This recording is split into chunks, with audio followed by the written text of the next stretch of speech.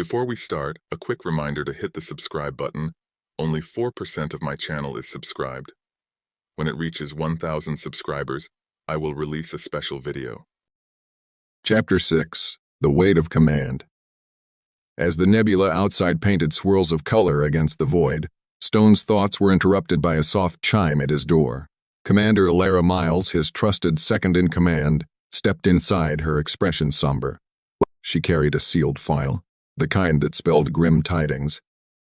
"Admiral, we've completed the simulations for the new weapon," she said, placing the file on his desk with deliberate care. The weapon, codenamed Pulsar Hammer, was engineered to disrupt the core energy systems of any ship within 1,000 kilometers, effectively a death sentence for any vessel caught in its wake. Stone's fingers brushed against the cold metal of the file, and his voice was steady, masking the turmoil inside. Alara hesitated, a flicker of doubt crossing her stern features. "It's effective, Admiral. Possibly too effective. If deployed, it could end the war swiftly, but at a catastrophic cost to civilian life if used near populated areas." The gravity of her words hung between them. Stone leaned back, the leather of his chair creaking softly under his weight. His mind raced through the implications, the potential lives saved against those that would be inadvertently taken. Could he carry the burden of those innocent souls? Could he live with becoming what he had always fought against? "Show me the simulations," he demanded, his voice a low growl more felt than heard. Alara nodded, her movements precise as she activated the holoprojector. The room dimmed, replaced by the ghostly glow of projected images. They watched in silence as simulations depicted the Pulsar Hammer in action, enemy ships disabled in an instant, power grids on nearby colonies flickering and dying, the stark reality of war stripped of its glory.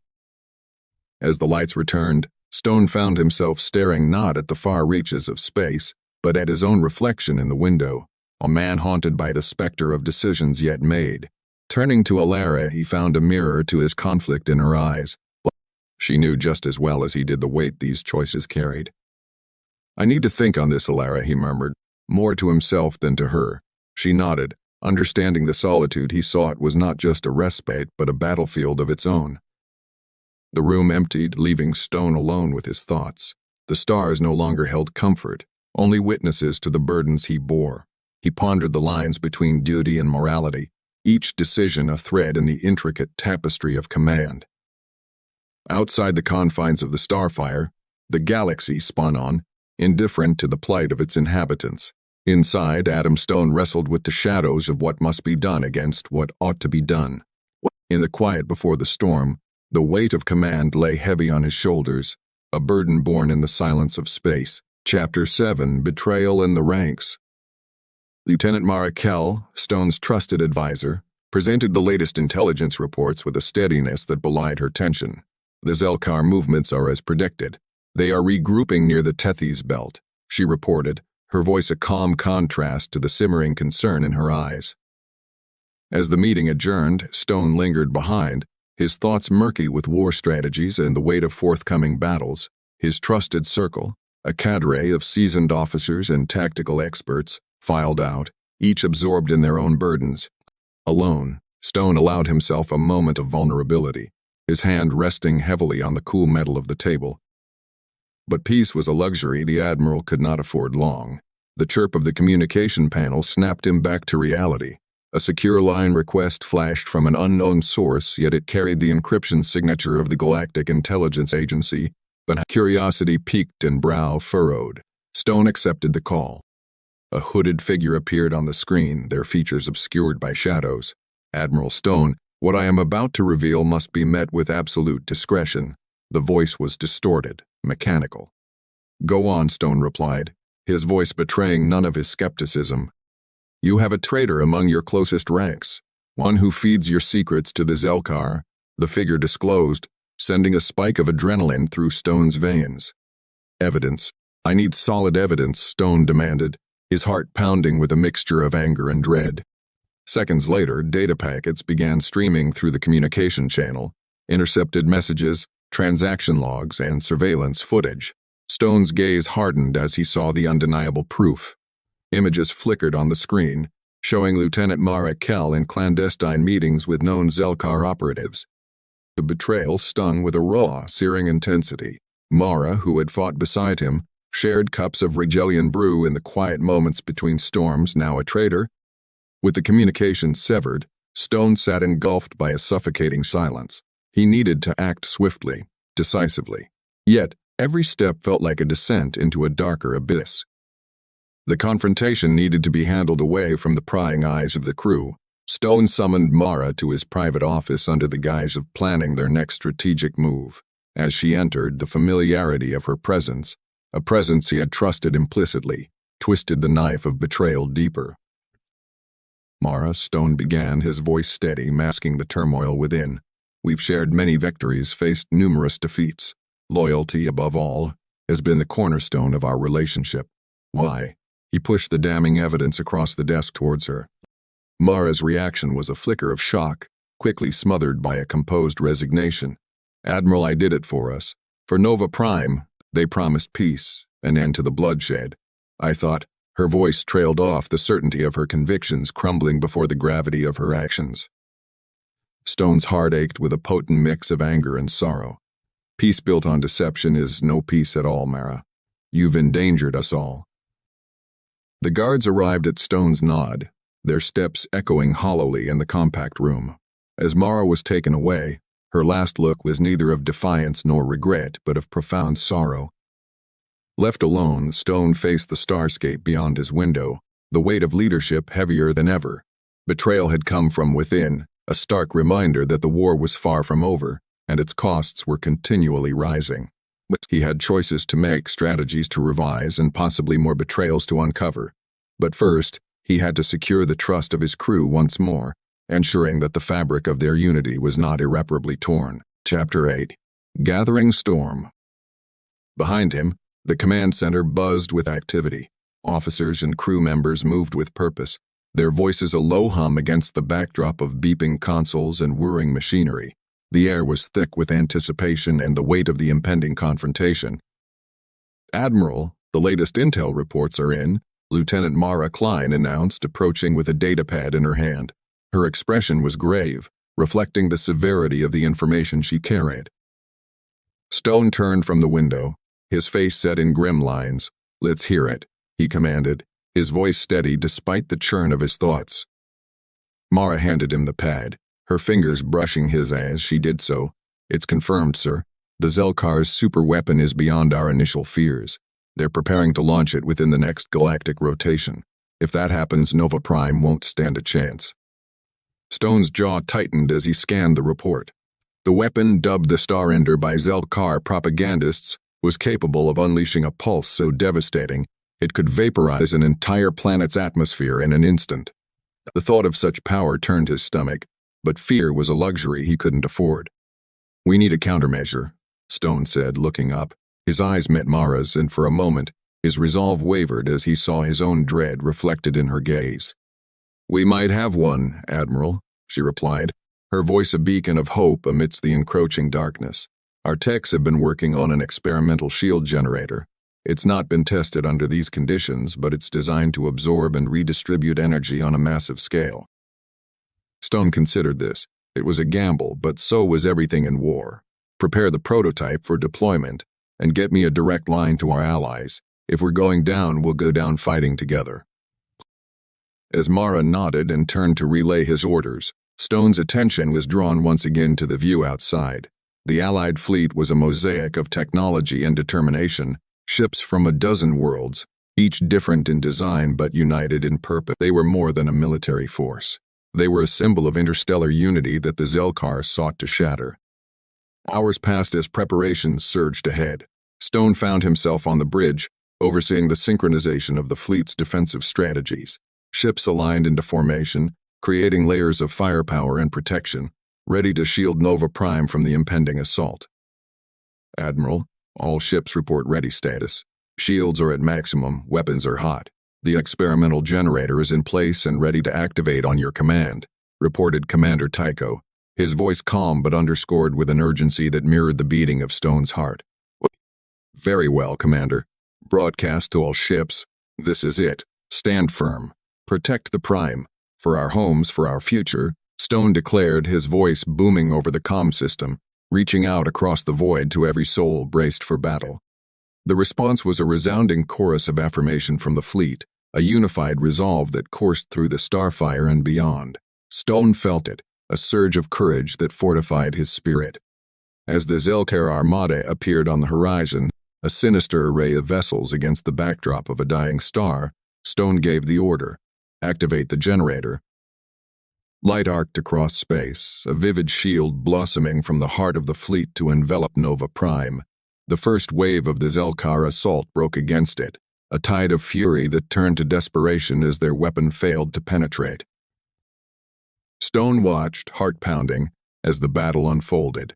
It was a dance of destruction and defense, each move countered by an act of brave defiance. The Zelkar were relentless, but so were the defenders of Nova Prime. Under Stone's command, they were not merely survivors, they were warriors of light in the shadow of darkness. The chapter would close on this image of resilience, the Starfire and its allies standing as bulwarks against the night, their unity a testament to the strength of those who dare to stand together. Chapter 9: Echoes of War. The vastness of space near Nova Prime had never felt so claustrophobic. Admiral Adam Stone watched from the command center of the Starfire as the Zelkar fleet emerged from the warp like a swarm of predatory fish, their sleek, angular ships cutting through the void with lethal precision. Stone's jaw was set, his eyes steely. Today, the fate of Nova Prime, perhaps of humanity itself, would be decided. "Admiral, all units are in position," Lieutenant Kara Miles reported, her voice a calm contrast to the underlying tension that gripped the crew. The Starfire, surrounded by allied ships from a dozen worlds, bristled with weaponry ready to unleash. Signal the fleet. "Engage on my command," Stone ordered, his voice reverberating through the command center. As the acknowledgement came, a silent nod from his crew, Stone pressed the communication button. "This is Admiral Stone. All hands, brace for combat." The battle commenced with a thunderous silence as beams of charged energy crisscrossed space. The Starfire led the charge, its cannons firing volleys of plasma that seared through the blackness toward the Zelkar ships. Explosions bloomed like deadly flowers, casting brief light on the faces of Stone's crew, each expression etched with determination and fear. Amid the chaos, a smaller, more nimble Zelkar ship broke through the defensive line, heading straight for the Starfire. Stone's eyes narrowed. "Miles, redirect auxiliary power to the aft shields. Prepare to engage them up close." As the enemy ship drew near, Stone could see the Zelkar commander through the view screen, his features harsh and unyielding. This was no random pilot. It was General Varker, the architect of the Zelkar's most brutal campaigns. The two leaders' eyes locked across the cold expanse, a wordless acknowledgement of the enmity that held them there. With a deft maneuver, the Starfire spun its side, cannons blazing. The Zelkar ship was fast, dodging the initial barrage, but not fast enough to avoid the subsequent shots. It suffered a direct hit, and for a moment it seemed to hang suspended against the backdrop of stars before it retaliated. Varker's ship unleashed a pulse of energy that rocked the Starfire. Alarms blared, and the deck shuddered under Stone's feet. "Damage report," he barked, clinging to his constant shields at 40% and falling. "Hull integrity compromised in sectors 7 through 9. A technician called out, voice strained. Stone gritted his teeth. "Focus all fire on that ship. Disable it. I want Varker alive." The battle raged on, Nova Prime's fleet slowly gaining the upper hand as the Zelkar's numbers dwindled, but victory was not yet assured. The superweapon, hidden somewhere within the Zelkar's remaining flagship, loomed as an unspoken dread among the crew. Finally, as the Starfire and its squadron cornered Varker's crippled vessel, Stone made his move. Donning a pressure suit, he led a boarding party across the debris-filled battlefield, through the vacuum to the Zelkar ship. Inside, they encountered fierce resistance.